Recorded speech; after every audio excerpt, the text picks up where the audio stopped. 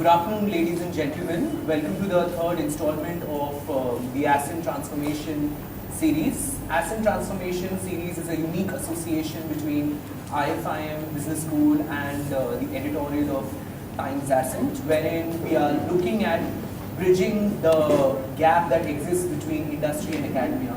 So like you can see on this panel, we have an interesting mix of editorial, academia, as well as experts from the industry who are going to ideate throughout the day on a variety of topics plaguing corporate India, especially the young workforce. So we are going to kick-start first with a very interesting topic which most HR managers and the working population of India are plaguing with, is the industry-academia gap.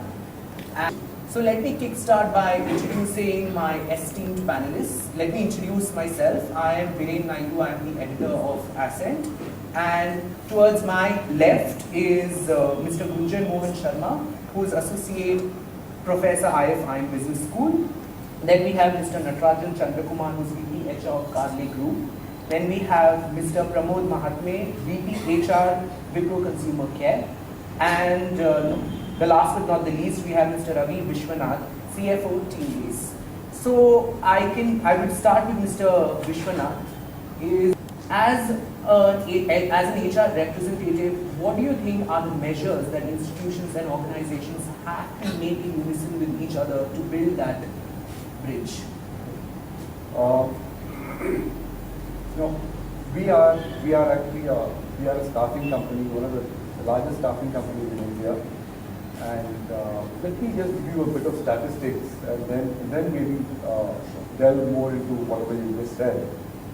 Over the last 5 years, we've actually been hiring somebody every 5 minutes, which is actually a fantastic thing if you ask me. The flip side to it is that we've been able to hire only 5% of the kids who have been coming first for a job, which means that the balance 95% are not job ready yet. Okay, so that actually, though it's a problem that's unique to us, I'm sure this is how this can be applied to the country at large. And this actually, in a way, talks about the skills gap that we're talking about. This skills gap is actually going to get more pronounced going forward, with 1 million people being added to the workforce every month for the next 20 years. So what do you think are the key reasons due to which an HR manager is not able to reach out to the right talent who can do absolute justice to the position? Okay. The only difference is talent is when demand is more than supply. And when supply becomes more than demand, it is going late. So Jet Airways pilots were talent in 2008. They became labor in 2009, and again they became talent in 2010.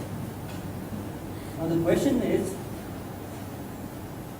if you have to talk about talent in India, your IIM closes, IIM admission closed, somewhere around 99.6%. Your IIT, 17 lakh people apply for it, answer JEEs. And people who answer JEEs are not people like me. They all are more than 80%. Only then they can dare to answer that exam. And only 7,000 people get it. Now such a huge potential talent is available in the country. And coming from what you had said about the manufacturing industry, which I think you can probably shed more light on. See, I come from a company called Carley Group. Not a well-known brand. Probably only Bangaloreans will know. Carley is known as garment. Okay. Today, if you look at, if I take somebody from IIM, that fellow will not stick on with Carley. I can tell you that.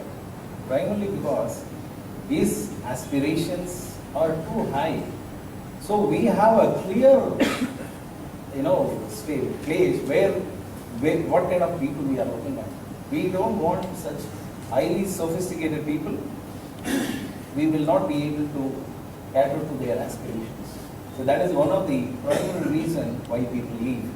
So the HR managers should ensure that it is not just matching the JD or job description with the potential employee. We should also look at the kind of aspirations people have and ensure that they should. So what role that can institutions play to ensure that the students who are also, future workforce of India are equipped with work skills? I think one thing is very clear when we speak about the employability of the graduates in India. And, there have been a lot of studies in the past that have concluded that we have very low percentage of graduates who are actually employable. Not about the management graduates or the engineers. It is more or less the same percentage. Now, coming to what education institutes can do, I think there is a lot in the plan of action that they can do. So I agree with my fellow panelist when he says that most of the educational institutes in India emphasize more on what and why, and less emphasis on how. So sometimes it is practically not possible to teach them the how mechanism. But I think as long as far as possible, if the institutes focus on the how factor also, and they design their curriculum, they design their pedagogies, the methodologies, and they plan the entire duration of the course in a manner which has a right balance of what, when, and how.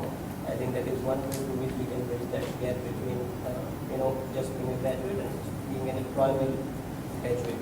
That is one. So it's evident that India is in need of a skill pill, and that's only possible if academia, experts from the industry as well as the government all work in unison with each other and instill robust and effective skilling mechanisms in place so that the graduates that are graduating from institutions are work ready and HR people don't have to grapple with bad attrition.